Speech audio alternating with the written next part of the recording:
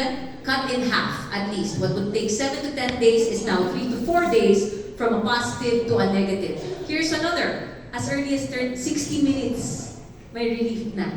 Correct? That's correct. As early as 60 minutes. And again, the results, at the end of it, it really wasn't just about the decrease of pain, but it was total resolution. Meaning, wala nang sore throat. Am I correct? No recurrence. Na hindi na bumalik. Na hindi na bumalik. So kasi kung minsan nawawala, pero bumabalik. Ito, After nawala, 3-4 days. no recurrence. Okay. Yes, Dr. Dechon. Isn't there's a huge survey before it? Consumers and patients would consider two particular factors why would they buy medication. The first one, they want rapid relief of symptoms. Yeah. Nobody wants to be in pain. And the other one is the quality of or the intensity of relieving the symptoms.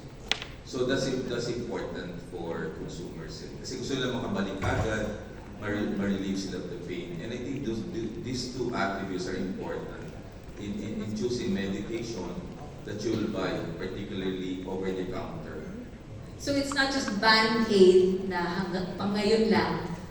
It's really, I want it over as fast and as, back to normal as possible. And to add to what Sir Tony mentioned, this is also a necessity for those who utilize their voice for their work. So yung sabi mo, pinapupunan nyo. So even for the contact center agents who will often do voice calls, so this is something that is very pivotal or very vital when it comes to consumer requirements. Dok, I think lahat tayo kailangan ng boses. Kung hindi lang sa trabaho. Mga singers. Hindi lang singer, sa pamilya. Hindi pa paano magsasabi, unless nag-ano-ano tayo na, don't talk to mommy. Diba? Unless nag-ano tayo sa mga asawa natin, okay lang masakit, sorry to.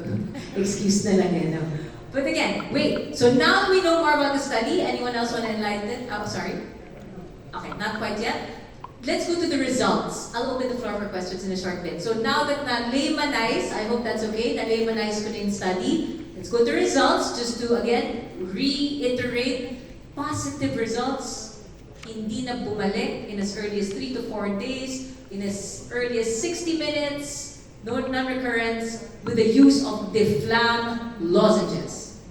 Correct. You summarized it well. Oh, thank you. Thank you very, very much. Okay, now, moving right along to another question then. So, ano ba? And I'm gonna shine the spotlight back on Dr. Salvino. Why did it work? What are the ingredients? Dr. Javier touched on this. What are the ingredients in the Difflam lozenges that were able to address all this?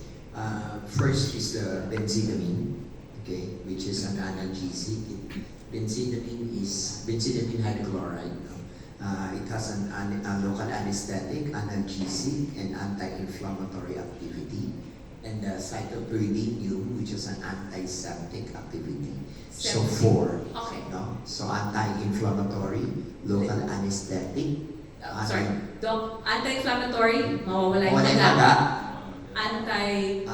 Local anesthetic. Hindi na masakit. Yun. You said it better. Sorry, later. Antiseptic, yung matatanggal yung infection, panlinis. Okay. No? And, what's that? Sorry, the Analgesic, analgesic, local anesthetic. Antimicrobial is for the bacteria. Bacteria. For the cytopyridine. So para siyang antiseptic. Basta tinatanggal yung reason kung bakit tayo nagkasakit. Yes.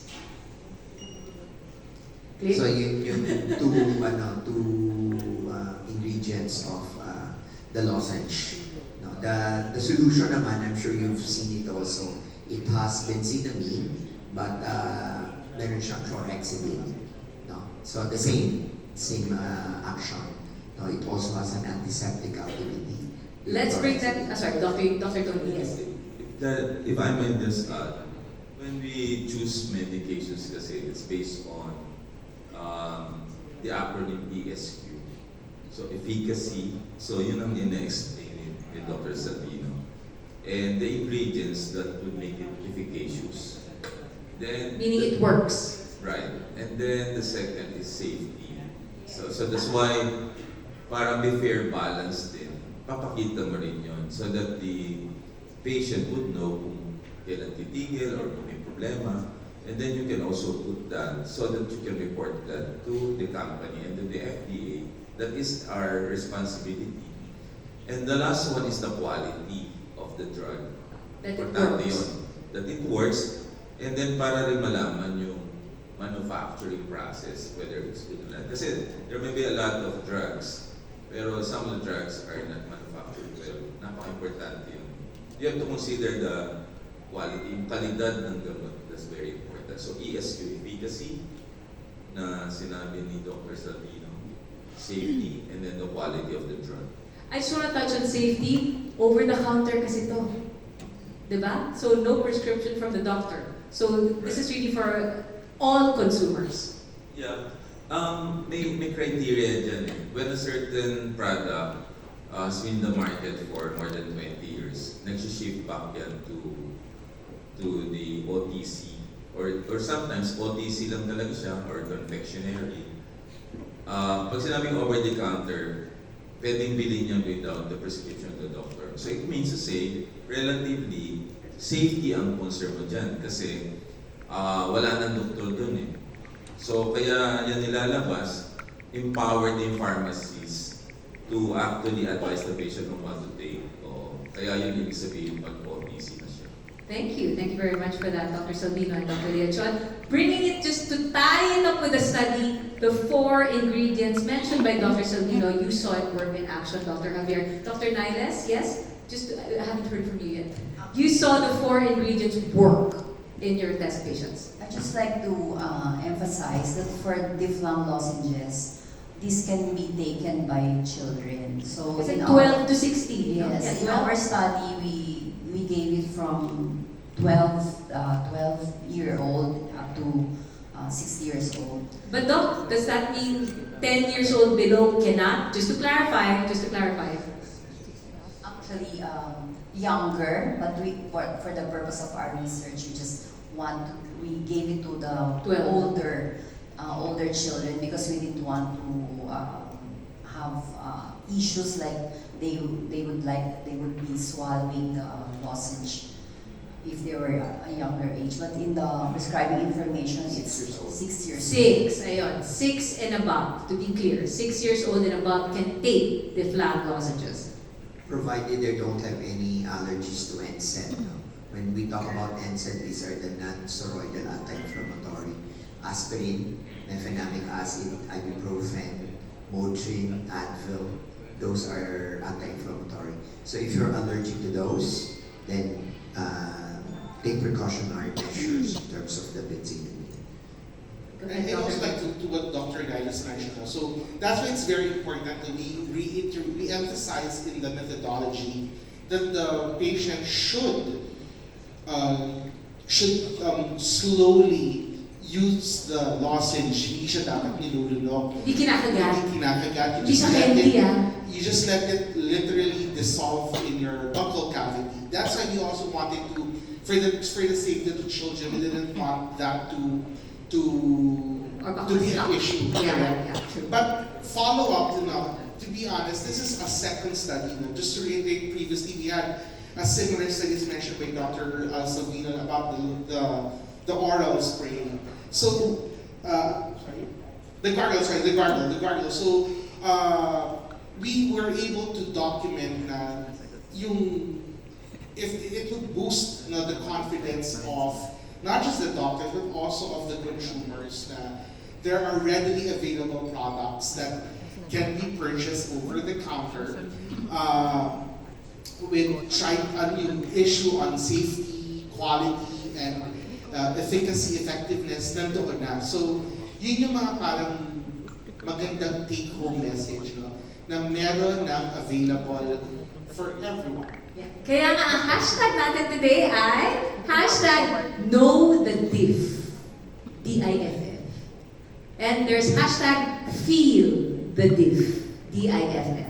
Please, if you post about today, what you're learning today, also check out these hashtags because you'll know more information about our lozenge, our Difflam lozenge study. But wait, I'm not done yet. Why is this again relevant? Let's bring it back to present day situation, if I may. Doctors, how has, actually Dr. Tony already touched on this, but let's just explore a little more. Why is this such an important piece of medical updated news to share with the general Filipino public? How has COVID-19 changed and evolved? You already talked about how Delta became Omicron, how Omicron is really more extremities na hindi na pumapasok sa lungs. But what should we be aware of? Lalo na symptoms. Iba na ba symptoms ngayon? Anyone want to start? Well, it has evolved. No? Exactly today, from the time of the imposition of the ECQ on March 15 of 2020, it has been 826 days at this point.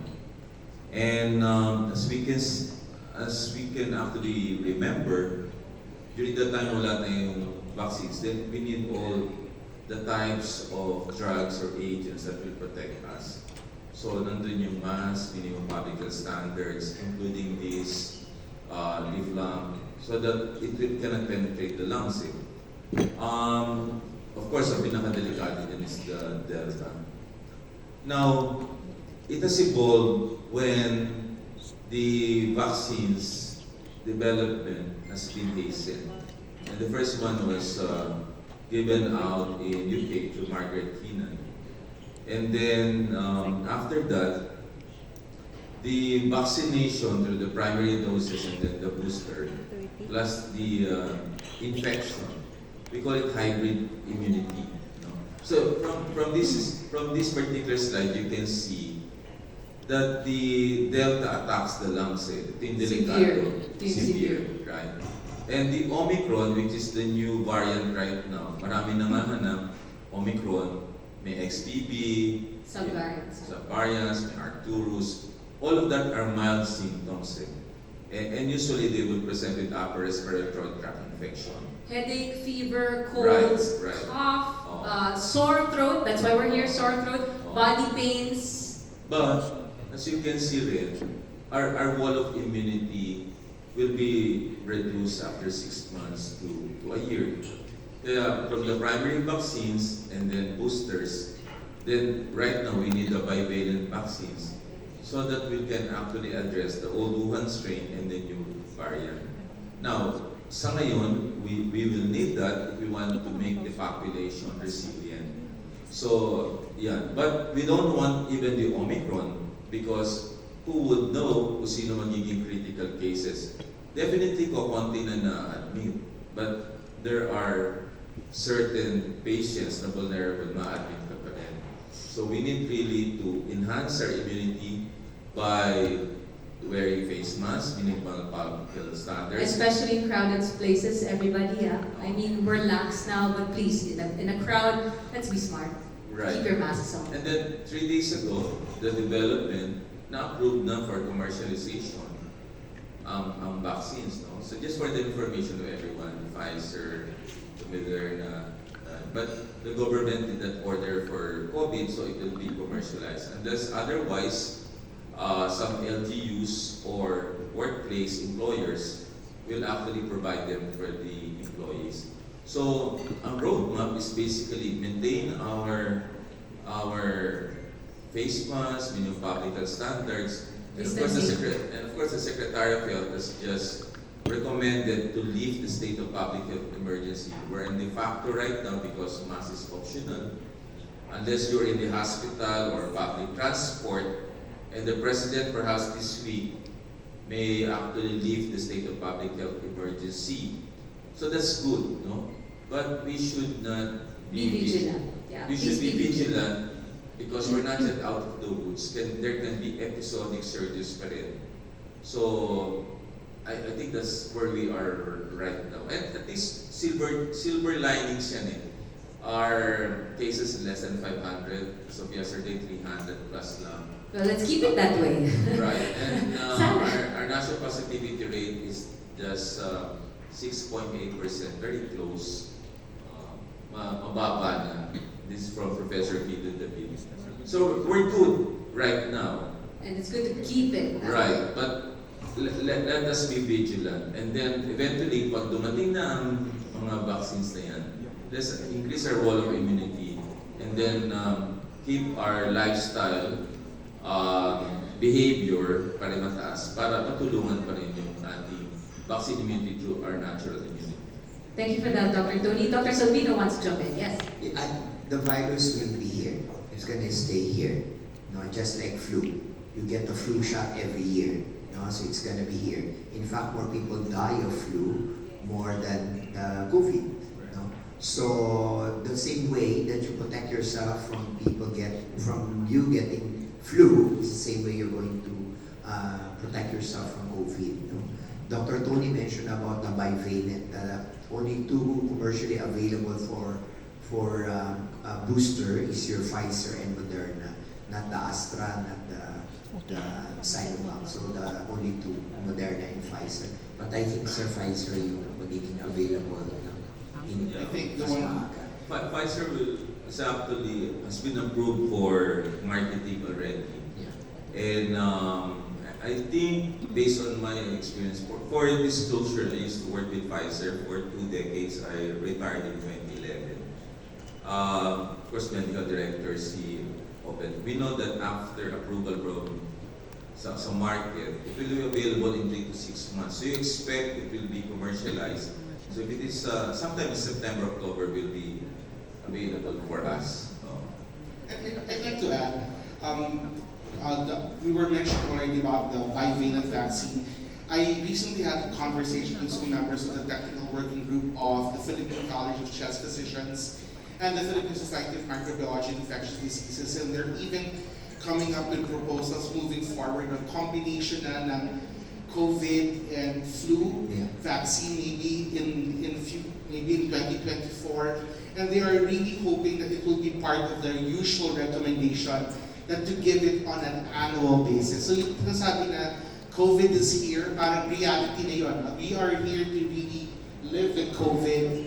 It's just a matter of how we cope with the burden of this new virus. No, not really new, but something that talagang part na siya ng buhay natin, whether we like it or not. Yeah. Be able to integrate this virus in our lifestyle, more or less. And that's why we're here. We're giving you a solution to help alleviate and deal, just in case you find yourself in either a COVID situation or more so sore throat, which is everything, which is I'm sure everyone can relate to. So just to wrap up my discussion, because I'm about to open the floor for questions to our friends from the media, here's one thing to help really. Just by, what's the term? Sucking on a Difflam lozenge, letting it melt gently in your mouth, it will alleviate, number one, sore throat in as fast as 60 minutes, and also address COVID positive patients. Yes? I think just to add that, always remember, especially if the symptoms do not resolve, let's say in 3, 4, 5 days, it is prudent that you also see your primary care physician, just to make sure that everything is covered. Ayaw natin maging masyado rin. Because it might be something else. It could be something else. So make sure that if symptoms do not respond to your over-the-counter drugs, please make sure that you see your doctor for further evaluation. Thank you for that. Here we go. I'll be opening the floor to questions now to my friends from the media. In fact, I have one already lined up. Maru Sarnet from DWIZ. Maru, hi. Hi, Maru. How are you? Jump in the discussion, please. Hope you're finding this enlightening, everybody. Okay, I'll just hold it. Okay. Kasi hindi ko abot. Ayan. Maraming salamat. Okay. Magandang umaga po sa lahat ng ating mga panelists, and I'm very, very happy that I see that we have something to look forward to para mas mabilis na gumaling yung aming mga lalamunan, lalo na kami mga broadcasters. Anyway, of course, ang aking tanong po ay, how has COVID-19 pandemic changed us? And can you provide insights into the shift in Filipinos' health-seeking behavior towards preventive care and holistic well-being in this post-pandemic world. Paano nga ba tayo nag-change mga Pinoy? Number one, para tayong pinakawalan. Diba? When we were like, you can go out of your households now. But I'd like to think we know better also. We really know nowadays health is wealth. Who wants to take this? Answer ko na. Isa lang, napansin ko lang, when I see patients at my private practice, no, ang dami naging experts, no, because of internet. Sometimes when you read what you see, what you read in the internet, that's not all gospel truth. So, kung minsan dapat talaga maging mag-ingat tayo sa mga pinaniniwalaan natin sa social media. Or sa mga pinapost natin. Social media can be very powerful. It could be to our advantage, it could be to our disadvantage. Yan yung medyo nakita kong pagbabago. Marami kasi pagpunta pa lang sa clinic ng doktor, ang dami nang nasabi. Meron na siyang diagnosis sa sarili niya, marami na siyang nainom na gamot. So kung minsan they rely so much on Dr. Google. So yun sa amin ako, nakita ko in terms of health-seeking behavior ng mga Pinoy. Because we are so social media oriented, you're tech savvy. Yan yung nakikita kong medyo double-edged. It could be beneficial, pero kung minsan meron din disadvantages kung palagi lang tayo nag-rely sa... Trust the professionals, your Correct. doctors. Dr. Salvino or Dr. Leachon? Well, to me, on a personal note, three things. One, the pandemic has changed us in a way that even with advanced technology and all, in 1918 we have the Spanish pandemic, 100 years ago. And with advanced technology and everything, the virus can still, hurt us. Yes. Diba? So, ang first learning dyan is that we need to have the kind of a culture of cleanliness and safety. Hygiene. Hygiene, very important. I think yan ang unang naturo. And number two is the essence of family, caring about people. I think there has never been any time that we value our family and we value life. And the last one, which hindi nakikita, we have triple epidemic. The one is COVID. But COVID right now is number 11 in the top killer diseases of the country. Based on the Philippine Statistics Authority, the number one killer is heart disease. Second is stroke, secondary to hypertension. Number 3 is cancer. Number 4 is diabetes. And then hypertension. Meaning to say, there is a silent epidemic right now.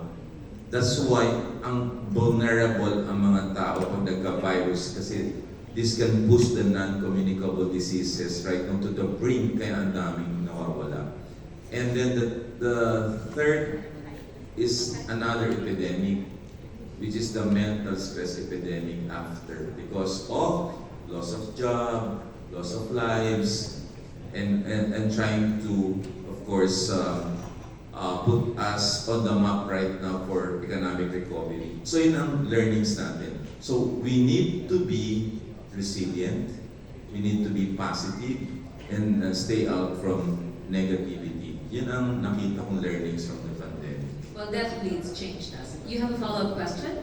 Go ahead, Margot.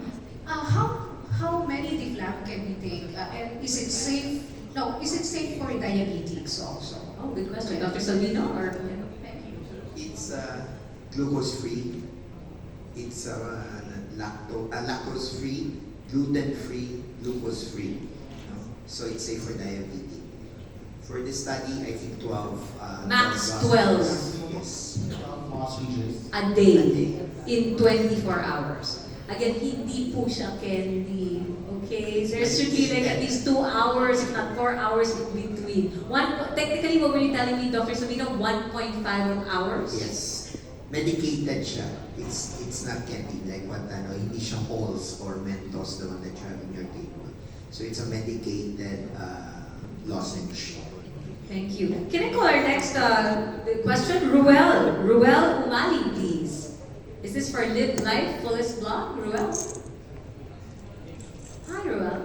Good morning.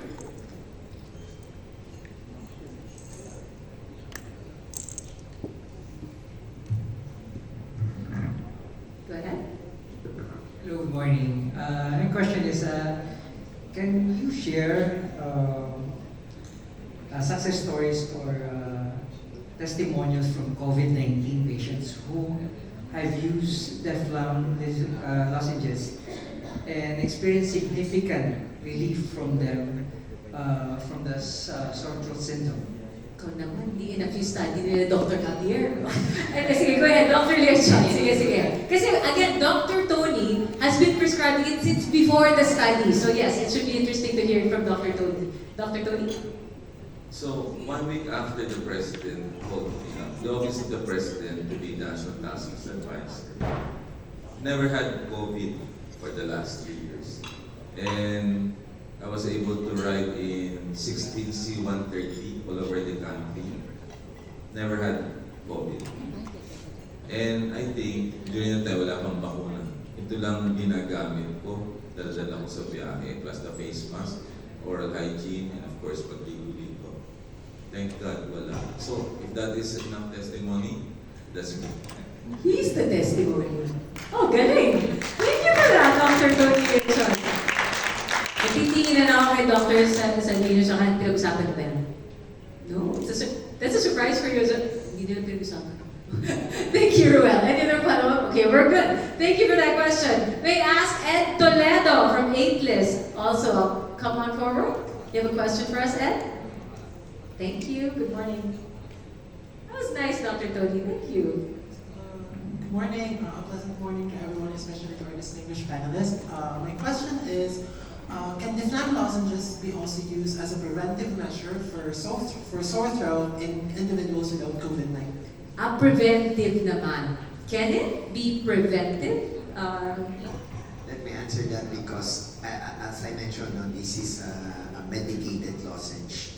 No? So, when you say medicated lozenge, it will not only treat your COVID but other viruses. But if you're going to ask me as an infectious disease doctor, I'd rather, if it's just dry mouth, from talking too much, like Lisa, or naka-mask mouth kayo, so use something else.